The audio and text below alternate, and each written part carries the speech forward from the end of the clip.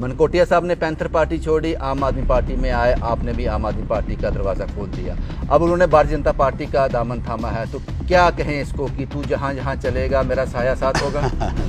और ये कह देना कि अब मेरे से जिन निकलेगा, अब मैं बर्बाद कर दूंगा, हे खुदा, हे भगवान, इनका एक भी एमएलए ना जीते, ये हमेशा बीजेपी के लोग डराते हैं। हाँ। कभी ईडी से, कभी इनकम टैक्स से, कभी इन डिपार्टमेंट से डराते हैं। तो आपको भी क्या, आपको ये एक्सपीरियंस कैसे हुआ? आज कोई नहीं बोल रहा है बीजेपी के खिलाफ, उन्होंने सबको शांत करवा दिया है, ठंडा करवा दिया है सबको।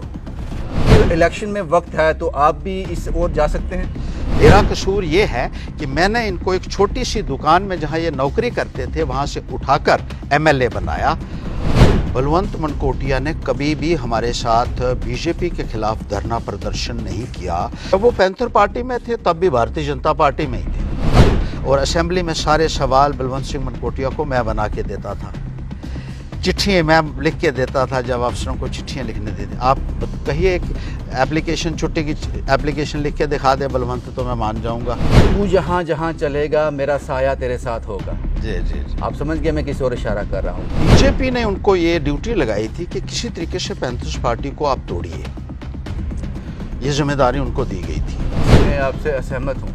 हर्षदेव को निकाल दीजिए और मैं वापस पैंथर्स पार्टी में आऊंगा। तो अब आपको पैंथर का वापस मूव करने में क्या एतराज है? ये देशद्रोहियों की पार्टी है, ये बागड़ियों की पार्टी है। लेकिन आम आदमी पार्टी उनके मामा की पार्टी नहीं थी, इसलिए उनको बाहर निकाल दिया। पैंथर्स पार्टी में रह के मोदी जी के बर्थडे मनाते रहे, आप मोदी के नाम पर वो करते रहे और लोगों को ये कहते रहे कि हर्षदेव के साथ खड़ा मत हो। जिस हर्षदेव ने आपको 2 बारी एमएलए बनाया, वो है ना डोगरी, मेरी बिल्ली मिगी या म्याऊं। जिन पत्थरों को अदा की थी हमने धड़कने, जब वो बोले तो हम ही पे बरस पड़े। किसी ने पूछा सच और झूठ की परिभाषा क्या है? बड़ी आसान भाषा में समझा जाए तो सच वो है जो आंख से आंख मिलाकर कहा जाए, झूठ वो है जो आंख बचा के कहा जाए। बहुत सारे ऐसे सियासतदान देखे मैंने जो पीठ के पीछे बात करते होंगे, बुराई करते होंगे, ऐसी चीजें कहते होंगे जो आंख से आंख मिलाकर नहीं कह पाते। आंख से आंख मिलाकर सिर्फ तारीफें होती हैं, ये हमने सुना है। लेकिन एक पहला शख्स मैंने ऐसा देखा, जिसका मैंने एक क्लिप देखा, जो आंख से आंख मिलाकर दूसरी पार्टी को चेतावनी दे रहा है, उनको बता रहा है कि आपने ये किया है जम्मू के साथ। शायद इसी को सच कहते हैं, जो आंख से आंख मिलाकर कहा जाए। और ऐसे स्पष्ट बोलने वाले नेता मेरे साथ मौजूद है हर्षदेव सिंह साहब। हर्षदेव जी, आपने भारतीय जनता पार्टी के लोगों को उनके मुंह पे ही सामने आंख से आंख मिलाकर यह कह दिया कि इन्होंने जम्मू का बेड़ा गर्क किया है। ऐसी तो स्टेटमेंट हमने आज तक देखी नहीं। हमने बहुत से इंटरव्यू किए हैं, लेकिन पीठ पीछे बात होती है। बिल्कुल, और इसका जवाब भी आपने दे दिया है कि बहुत कम लोग हैं जिनमें सच कहने की हिम्मत है और भारतीय जनता पार्टी का सामना करने की हिम्मत है। वरना लोग तो पूरे तरीके से आत्मसमर्पण कर चुके हैं भारतीय जनता पार्टी के समक्ष, डर गए हैं, घबरा गए हैं। कारण आप अच्छे तरीके से जानते हैं कि क्या हो रहा है। भारतीय जनता पार्टी जिस तरीके से एक राजनीति कर रही है कि लोगों को डरा कर, धमका कर, कोई ईडी का डर दिखाया जाता है, किसी को विजिलेंस का डर दिखाया जाता है, किसी को एंटी करप्शन का डर दिखाया जाए, किसी को सीबीआई का डर दिखाया जाता है। मुझे तो किसी से डरने की ज़रूरत नहीं है, क्योंकि मेरा दामन पाक है और बेदाग है। और सियासत में मैं इसलिए आया था ताकि मैं लोगों की खिदमत कर सकूं और सच्चाई और ईमानदारी के साथ लोगों की खिदमत कर सकूं, वो कर रहा हूं। और आईना दिखाना ऐसे लोगों को बहुत ज़रूरी हो जाता है, और ये तभी हो सकता है जब आप में हिम्मत हो कि आप आंख से आंख मिलाकर और सामने जो है उनसे बात कर सकें कि यहाँ आपकी कोताहियाँ हैं और यहाँ आपने लोगों के साथ विश्वासघात किया है। ये कहने की हिम्मत जो है वो होनी चाहिए लोग। जब ये प्रोग्राम ख़त्म हो गया, ये कैमरे बंद हो गए, उसके बाद उन लोगों ने आपसे कहा जनाब क्या बोलते हो कैमरे के सामने? उनकी हिम्मत नहीं हो सकी, उनकी हिम्मत नहीं हो सकी बाद में भी कहने की, क्योंकि वो जानते हैं कि मैं सच्चाई के ऊपर हूँ और मैं डरता नहीं हूँ। सच्चा इंसान किसी से नहीं डरता है। आपने कहा कि ये हमेशा मैं कहता बीजेपी के लोग डराते हैं, हाँ। कभी ईडी से, कभी इनकम टैक्स से, कभी इन डिपार्टमेंट से डराते हैं। तो आपको भी क्या, आपको ये एक्सपीरियंस कैसे हुआ? आपको कभी कोई ऐसा मौका बिल्कुल आया? हुआ है। देखिए, मेरे खिलाफ भी उन्होंने कोई सैकड़ों इंक्वायरीज, मैंने कहा बिल्कुल करवाइए। आजकल लोग घबराते हैं। आरटीआई सैकड़ों के हिसाब से लगाई, फिर विजिलेंस, सीबीआई में, एंटी करप्शन, जब कुछ भी नहीं मिला तो अंत में उन्होंने जो अकाउंटेबिलिटी कमीशन है वहाँ चले गए, जहाँ सुप्रीम कोर्ट के जज और हाई कोर्ट के जज होते हैं। और कोई सैकड़ों के हिसाब से कंप्लेंट्स मेरे खिलाफ उन्होंने उसमें दायर की, और अकाउंटेबिलिटी कमीशन ने मुझे क्लीन चिट दी और उनको चेतावनी दी कि आपकी सारी की सारी शिकायतें झूठी हैं, और अगर ऐसी कंप्लेंट्स आगे आई तो 3 साल के लिए आपको जेल में डाल दिया जाएगा। ये बीजेपी वालों से कहा उन्होंने? जी, उनके जो नेता है, जो एमएलए भी रहे हैं और खुद भी पेश हुए थे वो अकाउंटेबिलिटी के सामने, तो अब तो सबको पता चल गया। कौन थे वो? अब मुझे नहीं लगता है कि ज़्यादा इस संदर्भ में ज़्यादा गहराई में जाने की ज़रूरत है। हाँ। हर्षदेव सिंह पे तो यकीन करने का मन करता है कि जो आप कह रहे हो वो ठीक है, लेकिन हर्षदेव सिंह के साथ साथ आप एक सियासतदान हो, लेकिन सियासतदान पर यकीन करने का मन नहीं करता, क्योंकि इतने इंटरव्यूज़ कर चुका हूँ, इतने सवाल पूछ चुका हूँ, और उनका जो जवाब आता है वो कुछ और होता है, और जो प्रेजेंट डे में होता है वो कुछ और होता है। इसलिए सियासतदान पर यकीन करने का मन नहीं करता। अभी थोड़ा आगे बढ़ते हैं। हर्षदेव जी, तू जहाँ जहाँ चलेगा मेरा साया तेरे साथ होगा। जी जी जी। आप समझ गए मैं किस ओर इशारा कर रहा हूँ। मनकोटिया साहब ने पैंथर पार्टी छोड़ी, आम आदमी पार्टी में आए, आपने भी आम आदमी पार्टी का दरवाज़ा खोल दिया।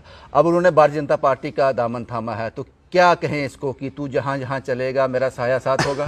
जी, देखिए, ये उनकी अपनी सोच है कि कहाँ उनको जाना है, लेकिन ये तो पहले से तय था कि वो भारतीय जनता पार्टी में है। जब वो पैंथर पार्टी में थे तब भी भारतीय जनता पार्टी में ही थे, क्योंकि पैंथर्स पार्टी में रहते हुए वो मोदी जी के बर्थडे मनाते रहे, मोदी के नाम पर जो है वो मैराथन्स करवाते रहे, और पिछले 8 वर्षों में बलवंत मनकोटिया ने कभी भी हमारे साथ बीजेपी के खिलाफ धरना प्रदर्शन नहीं किया। हमने जम्मू में, कश्मीर में, दिल्ली में जाकर 600 से ज़्यादा बार आवाज़ उठाई भारतीय जनता पार्टी की गलत नीतियों के खिलाफ, बेरोज़गारी के खिलाफ, महंगाई के खिलाफ, भ्रष्टाचार के खिलाफ, इन तमाम मुद्दों के ऊपर जो नौजवानों के साथ धोखा भारतीय जनता पार्टी ने किया उसके खिलाफ। लेकिन वो हमारे साथ शामिल नहीं होते थे, और हमारे साथ जो साथी हमारे साथ आते थे उस प्रोटेस्ट में, उनको भी ये कहते थे कि हर्षदेव के साथ मत जाइए, हर्षदेव को भारतीय जनता पार्टी एक दिन अंदर ठोकने वाली है जल्दी ही। ये 2015 से वो कह रहे थे, क्योंकि ये बीजेपी के खिलाफ बहुत बोलने लगा है तो इसको बीजेपी वाले नहीं छोड़ेंगे। वो कहते थे मेरी बात रविंदर रैना से होती है, मेरी बात जुगल किशोर से होती है, और वो कहते हैं जल्दी हर्षदेव का इलाज हम करेंगे। और हमारे बहुत सारे साथियों को उन्होंने यही कहकर डिसअपॉइंट करने की कोशिश भी की, और बहुत सारों को डरा भी दिया इस चक्कर में कि इसके साथ जो खड़ा होगा। और ये भी कहते थे कि अगर आपको ज़रूरी जाना है अगली पंक्ति में उसके साथ मत खड़ा होना, क्योंकि वो तो भुगतेगा ही भुगतेगा बीजेपी के खिलाफ बोलने के लिए, लेकिन आपके ऊपर भी आंच आ सकती है। और जब हम प्रदर्शन कर रहे होते थे तो वो मोदी जी के नाम के ऊपर मैराथन करा रहे होते थे, जिसमें लाखों रुपया वो खर्चा करते थे। सवाल ये है, इससे मैं आपसे असहमत हूँ। उसका कारण है मेरे पास। कारण ये है कि अगर आप वो कहते हो कि 8 साल पहले से वो भारतीय जनता पार्टी में शामिल हो चुके थे, तो फिर पैंथर पार्टी से सीधा बीजेपी क्यों नहीं, आम आदमी पार्टी का बीच ये? वो भी मैं बताता हूँ, क्योंकि बीजेपी ने उनको ये ड्यूटी लगाई थी कि किसी तरीके से पैंथर्स पार्टी को आप तोड़िए। ये जिम्मेदारी उनको दी गई थी कि आप पैंथर्स पार्टी में सेंध लगे, इसको तोड़ दीजिए, क्योंकि हर्षदेव अकेला आदमी है जो हमारे खिलाफ बोल रहा है, इसको कमज़ोर करना है। और वो तोड़ने की जिम्मेदारी पहले दी गई, जिसको उन्होंने बाखूबी निभाया। पार्टी छोड़ी, उसके बाद हमारे एक साथी थे जो यशपाल कुंडल थे, उनको भी अपने साथ लेकर वो दिल्ली गए कि हम अब आम आदमी पार्टी में शामिल होंगे, क्योंकि वो बीजेपी में जाने के लिए तैयार नहीं थे। और उनको कहा गया उनको ये कहा गया कि आप मेरे साथ आइए और हम आम आदमी पार्टी जो है उसमें जाएंगे। और आम आदमी पार्टी में वो इसलिए गए क्योंकि मैं पहले ही मनीष सिसोदिया जी से मिलाया था, उसके बाद उन्होंने ये प्रोग्राम बनाया और मेरी मुलाकात के बाद 1 हफ्ते के बाद उन्होंने जो है वो आम आदमी पार्टी ज्वाइन कर दी कि अब हर्षदेव यहाँ जा सकता है। तो जब यहाँ चले गए तो फिर उन्होंने ये कहा कि अब ये यहाँ आ गया है तो इसको कमज़ोर कैसे करेंगे, तो फिर उन्होंने बीजेपी के कहने के ऊपर ये सारा सिलसिला चल रहा था, पैंथर्स पार्टी को तोड़ने का और आम आदमी पार्टी को दरार डालने का, इसमें तकसीम करने का भी जो है वो डिसीजन बीजेपी के कहने के ऊपर हो रहा था। इसमें तो आपको मुझे नहीं लगता कि कोई सहमत होने वाली बात है, क्योंकि जब ये दोनों चले गए आम आदमी पार्टी में, मैंने तब भी कहा था मैं पैंथर्स पार्टी में रह के इस पार्टी को बिल्ड करूंगा। मैंने कहा कोई भी नहीं होगा, मैं तब भी रहूंगा। लेकिन उसके बावजूद ये भीम सिंह जी के पास गए, इन्होंने कहा कि हर्षदेव को निकाल दीजिए और मैं वापस पैंथर्स पार्टी में आऊँगा। तो उन्होंने मेरे साथ शेयर किया, मैंने कहा चलो कोई बात नहीं, छोटा भाई है। अगर भीम सिंह जी ने आपसे कही? हाँ जी उन्होंने कहा कि हाँ हर्षदेव जी को निकाल दीजिए, तो मैं वापस आ जाऊंगा, निकाल दीजिए, वो ये कहता है। और फिर मेरे साथ जिस तरीके से उन्होंने एक FIR भी लगवाई, वो भी भीम सिंह जी बीमार थे उस वक़्त और उनकी सेहत ख़राब होने का पूरा फ़ायदा उठाया गया।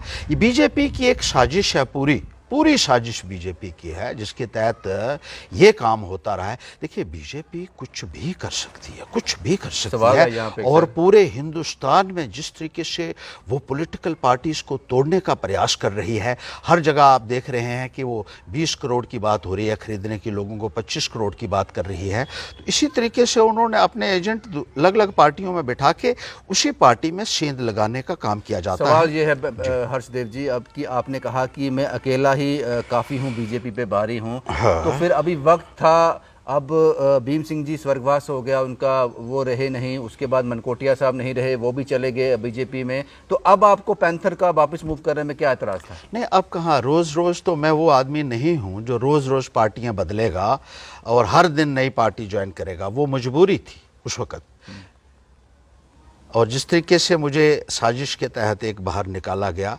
मैं आपको बताऊं रविंदर जी, उस दिन भी मैंने पहले इंटरव्यू के दौरान आपसे कहा था कि मेरा दिल छलनी हो गया जिस दिन मुझे ये पार्टी छोड़नी पड़ी, क्योंकि बुज़ुर्गों ने बहुत कुर्बानियाँ दी थी हमारे, और इस पार्टी को बड़ी मेहनत करके मैंने बनाया।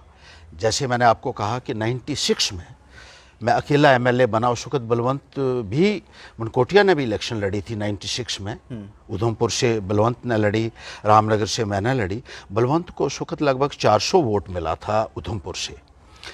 तो ये निराश हो गए, मैं जीत गया था उस वक्त। मैंने कहा कोई ऐसी बात नहीं है निराश होने की। उस वक्त बलवंत ने एक छोटी सी दुकान में नौकरी कर ली उधमपुर में, और मुझे कहा कि मेरा अब सियासी कैरियर जो है वो आगे नहीं चल सकता, क्योंकि 400 वोटों से मैं कैसे आगे जाऊंगा, इतना ये करने कितने आ जाएंगे मेरे, 2000-4000 तक पहुंच सकता हूं। मैंने कहा नहीं, मैं मदद करूंगा। और उस वक्त मैंने इलेक्शन जो है असेंबली के अंदर भी जो हमारा एक रोल रहा, और जिसको पूरी जम्मू कश्मीर रियासत ने देखा, और बेस्ट लेजिस्लेटर का अवार्ड भी मुझे मिला।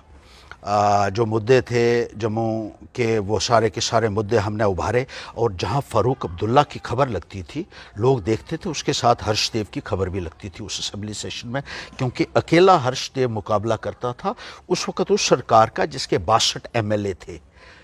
और इसके बावजूद भी जब असेंबली का आखिरी दिन था, जब फ़ारूक अब्दुल्ला जी का असेंबली में आखिरी दिन था, बतौर चीफ मिनिस्टर उन्होंने गोल्ड मेडल लाया मेरे लिए और मेरे गले में डाला, और ये कहा था कि मैं आप सब MLAs और मंत्रियों से ये कहूँगा कि जिस तरीके से हर्षदेव ने अपना रोल को अदा किया है एज ए पॉलिटिशियन, आप भी इनसे सीखें। और उन्होंने ये भी कहा था मैं उमर अब्दुल्ला से कहूँगा कि हर्षदेव जी के साथ राब्ता रखें, और जिस तरीके से इन्होंने एक मिसाल पैदा की है एक पार्लियामेंटेरियन के तौर पर, एक लेजिस्लेटर के तौर पर, उससे आप भी सबक लें। एक चीफ मिनिस्टर अपने जो है बेटे के लिए कह रहा है, और वो बेटा जो उस वक्त दिल्ली में बीजेपी की सरकार में मंत्री था, और उसका एक बहुत बड़ा फायदा मिला, उस रोल का एक वेव क्रिएट हुई। रविंदर जी पूरे जम्मू कश्मीर में, और हमारे पास 4 ही एमएलए उस वक्त बदकिस्मती से हमें लोग कैंडिडेट हमारे पास नहीं थे, हमारे पास रिसोर्सेज नहीं थे। हिम्मत बहुत है हमारे में, लड़ाई करने का जज्बा है, हमने आपको और बोलते उस हुए वक्त देखा 4 एमएलए जो है हमने जिताए, जिसमें बलवंत सिंह भी एक था। हमने आपको असेंबली में बात करते हुए सुना है, तब मैं कवर करता था, मैं नेशनल चैनल के लिए कवर करता था, मैंने देखा है आपकी बुलंद आवाज़ को असेंबली में। लेकिन अब कुछ सवाल और हैं, आप पार्ट 3 की तरफ आते हैं। कुछ सवाल ये हैं कि आम आदमी पार्टी के बारे में, ये देशद्रोहियों की पार्टी है, ये बागड़ियों की पार्टी है। बागड़ी क्या होता है मुझे पता नहीं, ये बागड़ियों की पार्टी है, और इस पार्टी ने एक मैसेज सर्कुलेट किया है अपने सभी लोगों को कि आपको हरि सिंह जी की सेलिब्रेशन का हिस्सा नहीं बनना है, हमें हरि सिंह से कोई लेना देना नहीं है। और जितने भी जम्मू के लोग आम आदमी पार्टी ज्वाइन कर चुके हैं, किसी के पास मेंबरशिप नहीं है। क्या कहेंगे? ये कहा है मनकोटिया साहब ने। अगर ये देशद्रोहियों की पार्टी थी तो आपने ज्वाइन क्यों की? वो कहते हैं मुझे बाद में पता चला, बीच एंटर करके बाद में पता चला इनको, पहले उनको ये मालूम नहीं था। तो अब कौन सा ऐसा हादसा हुआ है जिससे आपको ये चला है? केजरीवाल जी तो कहते हैं कि भारत को नंबर 1 देश बनाना है पूरी दुनिया में, और वही पैगाम लेकर वो पूरे हिंदुस्तान में घूम रहे हैं। तो इससे ये देशद्रोही बन जाती है पार्टी। जिस तरीके से एक स्कीम उन्होंने लाई है, मुफ्त गांव के लोगों को, गरीब लोगों को, मज़दूरों को, किसानों के लिए कि बिजली पानी मुफ्त देना है, क्या ये देशद्रोहियों की पार्टी हो जाती है? भ्रष्टाचार के ऊपर नकेल लगाने की बात करते हैं तो भ्रष्टाचारी कहाँ से उनको ये देशद्रोही दिख रहा है? और बागड़ियों की पार्टी जो कहते हैं आप, तो बागड़ियों की आप बता दें कि ये लफ्ज़ भी एक बहुत ही कंटेम्पचुअस लफ्ज़ है। लेकिन जिनको आप बागड़ी कहते हैं ना, उनको बसा कौन रहा है जम्मू कश्मीर में? कौन बसा रहा है? बीजेपी ने कानून लाया है कि यूपी और बिहार से लोग आकर यहाँ बस सकते हैं, डोमिसाइल बना सकते हैं, वोट बना सकते हैं और इलेक्शन में हिस्सा ले सकते हैं। तो कौन सी हुई बागड़ियों की पार्टी मुझे बताइए जिनको आप बागड़िया कहते हैं? हालांकि जैसे मैंने कहा कि ये लफ्ज़ बहुत ही आपत्तिजनक है, लेकिन इसके ऊपर भी ज़रा सोच लीजिए। तीसरा, आपने ये कहा कि महाराजा हरि सिंह जी की छुट्टी के लिए उन्होंने कहा कि ये कहते हैं नहीं मनाइए। कोई मैसेज आया था आपको? मुझे तो ये कहा गया था कि आपने मनाना है, ये आप मनाने के लिए जम्मू आ रहे हैं या उधमपुर है? मैंने कहा मैं चनैनी में मनाऊंगा, अपने गांव है एक चनैनी में, जहां हमने प्रोग्राम किया सत्यालता गांव में, और वहां हमने हज़ारों लोगों के बीच में महाराजा हरि सिंह जी का जन्मदिन मनाया। कोई रोक टोक नहीं थी? कोई रोक टोक नहीं थी। और छुट्टी के लिए जब प्रदर्शन करने थे तो सबसे पहले मैं ही बैठता था उसमें। मैं तो युवा राजपूत सभा के साथ भी बैठा, मैं उससे पहले भी ये करता रहा। हाँ, आपको ये बात मैं ज़रूर बता दूं कि बीजेपी ने 8 वर्षों में क्या किया छुट्टी देने के लिए, जिसके आप गुणगान आज कर रहे हैं। 8 साल आपकी सरकार यहाँ भी, पहले 3 साल यहाँ रही, 8 सालों से दिल्ली में है। अब लोगों ने जब ये एक एजिटेशन करके संघर्ष किया लोगों ने, और उनके संघर्ष की वजह से जम्मू कश्मीर में महाराजा हरि सिंह की छुट्टी मिली। बीजेपी का इसमें क्या रोल है मुझे बताइए? जब Nirmal Singh ji deputy chief minister थे और यहाँ के लोग उनको पूछते थे कि छुट्टी होनी चाहिए, तो वो कहते थे मैंने महबूबा को चिट्ठी लिखी है। आपको भी शायद याद होगा, चिट्ठी लिखी है। हालांकि निर्मल सिंह जी का एक कमरा और उसके पड़ोस में महबूबा जी का कमरा था जो चीफ मिनिस्टर थी, और वो कहते थे मैंने चिट्ठी। 3.5 साल उस चिट्ठी का जवाब नहीं आया, 8 साल उस चिट्ठी का जवाब नहीं आया। और 8 साल के बाद जब लोग सड़कों के ऊपर निकले और उन्होंने संघर्ष किया, और उसमें हमारा पूरा योगदान रहा, आम आदमी पार्टी का योगदान रहा, और उसके बाद तमाम लोगों को योगदान रहा। मैं ये नहीं कहता है कि हर एक पॉलिटिकल पार्टी का योगदान रहा। और ढोल बजाने के लिए बीजेपी आ गई, और उनके अपने एजेंट ये कहते हैं कि इसमें आम आदमी पार्टी जो है वो नहीं चाहती थी कि छुट्टी हो। ये बातें जो है वो मानने की नहीं है। इससे आपकी सिर्फ फ्रस्ट्रेशन जो है वो जाहिर होती है, और इस किस्म की बयानबाजी नहीं करनी चाहिए। आपको जब किसी पार्टी ने जब बाहर निकाल दिया कि आप पार्टी के खिलाफ गतिविधियां कर रहे हैं, तो आपको इसको एक्सेप्ट करना चाहिए, और ये कह देना कि अब मेरे से जिन निकलेगा, अब मैं बर्बाद कर दूंगा, हे खुदा, हे भगवान, इनका एक भी एमएलए ना जीते, तो ये जो है ये फ्रस्ट्रेशन नहीं है तो और क्या है। आप ये कहो कि अब मैं अपना रास्ता देखूंगा और मुझे जो ठीक लगेगा या मैंने जो फैसला लिया हुआ है अपने मन में, मैं उसके मुताबिक चलूंगा और वो पार्टी ज्वाइन कर दूंगा, आपके तीसरी साथ पार्टी ज्वाइन कर दूंगा। आपके ये पास कह देना आम चाहिए। आदमी पार्टी की प्राइम मेंबरशिप है? देखिए, जिसने तो पार्टी कहते हैं कि इनके पास कोई मेंबरशिप नहीं है, ऐसे ही भर्ती किए हुए हैं। वो क्या होती है मेंबरशिप? मुझे बताइए कि आपको पैंथर पार्टी की मेंबरशिप किसने दी थी जिसके 2 बारी आप एमएलए बने? आपके पास लिखा हुआ कहीं है किसी का? अब बीजेपी ने आपको कौन सा लेटर दे दिया है ऑफ एक्नॉलेजमेंट दिल्ली से? वहां जाके जितेंद्र सिंह के साथ बैठने से या रैना के साथ बैठने से ही आप जो उसमें शामिल हुए हैं ना, या आपको कोई खत उसमें मिला है, या आप कहते हैं कि हमारे इतने करोड़ जो है मेंबर हैं, क्या उनको आप नड्डा जी चिट्ठी लिख के भेजते देते हैं या अपॉइंटमेंट ऑर्डर देते हैं कि आप हमारे मेंबर बन गए? मेंबर होता है कि हमने फैसला किया कि हम इस पॉलिसी, इस पार्टी के साथ चलेंगे, इसको प्रमोट करेंगे। यही है जो नारा लगाते थे। जब दिल्ली से आए तो बाउंसर लेके आए थे ये साहब जिनका आप नाम ले रहे हैं, और इसलिए मैं कहता हूं, और बाउंसर लाए और पहले ही दिन महिलाओं के साथ जो है वो बदसलूकी की गई। क्या ये आम आदमी पार्टी की छवि को खराब करने की कोशिश नहीं थी?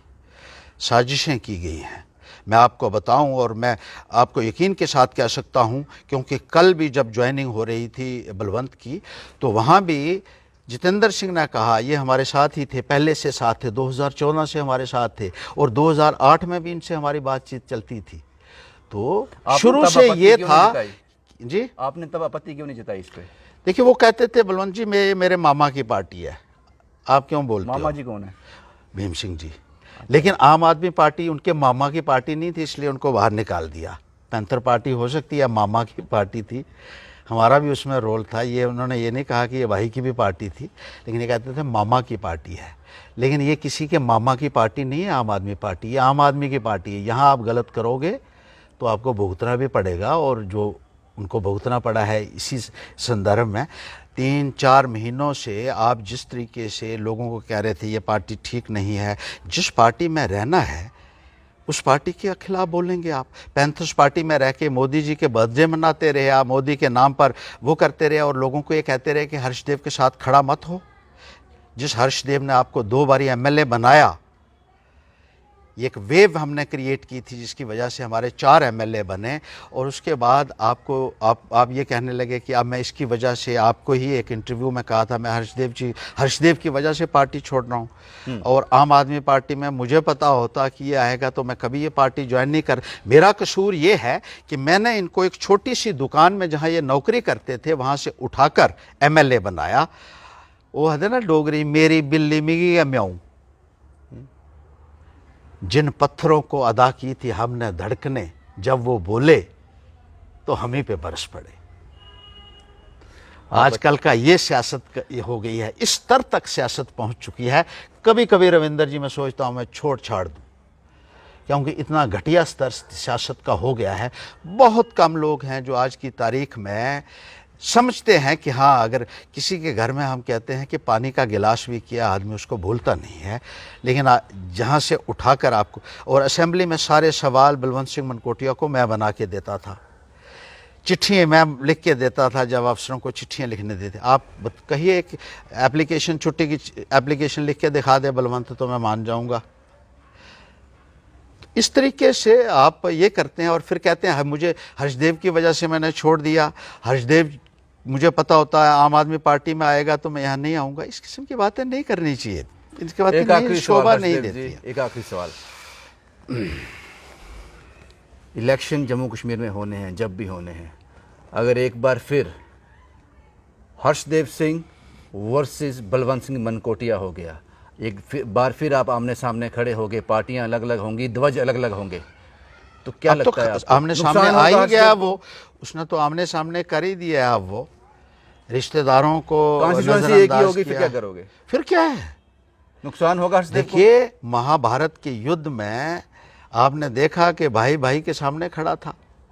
इन्होंने तो रिश्ते सब नाते सब खत्म कर दिए, इन्होंने तो वो खत्म ही कर दिया है पहले कई, और रिश्तेदारों को भी कह दिया है कि मेरा आपसे कोई बर्तन नहीं है, लकड़ी का बर्तन तक नहीं है। अपनी बहनों से भी कहा है इन्होंने, जो उनके चाचे ताए की लड़कियां थी उनको भी कह दिया है कि आप हर्षदेव के साथ हो तो मेरा आपसे कोई लेना देना नहीं है। तो हमारे साथ रिश्ता तो उसने तोड़ ही दिया है पहले का, तो अब कौन सा। ये महाभारत की लड़ाई है, सच्चाई के लिए लड़ाई है। और पांडव बेशक कम थे लेकिन विजय उन्हीं की हुई थी। कौरवों की बहुत बड़ी सेना भी क्यों ना हो, लेकिन हार जो है वो झूठ की हार होती है, और जैसे आपने कहा सच्चाई की हमेशा जीत होती है। और कल तो जब ज्वाइनिंग हो रही थी तो उन्होंने बता ही दिया कि 2014 से हमारे साथ हैं, और 2008 में भी जो है इनका हमारे साथ राब्ता था, और इसीलिए ये जो है ये सब सिलसिला चल रहा था। बलवंत सिंह मनकोटिया का अपना वोट बैंक है, फॉलोअर हैं, लोग जानते हैं आपको। जैसा कि आपने कहा कि सब कुछ मैंने ही किया उनको सियासी करियर को आगे बढ़ाने के लिए, लेकिन आज उनके साथ लोग बहुत सारे हैं, तो ऊपर से बीजेपी का साथ, आपको लगता है कि सबसे बड़ा चैलेंज आपके लिए होगा ये? मेरे लिए कोई चैलेंज नहीं है, ये तो वक्त बताएगा कि कौन कहाँ खड़ा है। ये तो वक्त बताएगा। कौरवों की हार तय है, कौरवों कभी नहीं जीत सकते। हाँ, कलयुग में थोड़ी देर के लिए हो सकता है कि वो थोड़ा सा भारी हो जाएं, लेकिन जीत जो है वो हमेशा सच्चाई की होती है। ये गीता में भी यही लिखा है, कुरान में भी यही लिखा है, और गुरु ग्रंथ साहब में भी यही लिखा है, और उनको भी ये बात समझनी पड़ेगी। शुक्रिया हर्षदेव जी हमसे बात करने के लिए। बहुत से पॉलिटिकल इश्यूज थे, बहुत सी ऐसी चीज़ें थी जो हर्षदेव साहब से क्लियर करना ज़रूरी था, और आपके कुछ सवाल थे। मनकोटिया साहब की इंटरव्यू के बाद कुछ सवाल खड़े हुए थे, हमने कोशिश की वो सब जवाब आप तक पहुंच जाएं। शुरुआती दौर में मैंने कहा था कि सच और झूठ की परिभाषा क्या है, बड़ी आसान भाषा में समझा जाए। जो आंख मिलाकर कहा जाए वो सच है, जो आंख चुरा के कहा जाए वो झूठ है। शुभम कुमार के साथ Ravindra Singh, the state sentinel के लिए।